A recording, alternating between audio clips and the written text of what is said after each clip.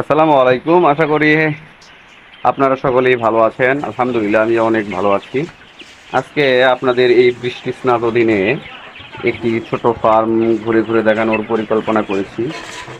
আহ, যদিও এইমাত্র বিদ্যুৎ চলে গেল, আমরা এখন যে মুরগিগুলো দেখতে পাচ্ছি অন্ধকার, আপনারা দেখতে পাচ্ছেন পাশেই বৃষ্টি পড়ছে। আপনারা জানেন যে এই খামারটি ছাদের উপরে করা, 18 বাই 20 ফিট জায়গার মধ্যেই এই ফার্মটি করা হয়েছে। আপনারা দেখতে পাচ্ছেন মুরগি রয়েছে, মুরগিগুলো খাচ্ছে। এটি টাইগার মুরগির খামার।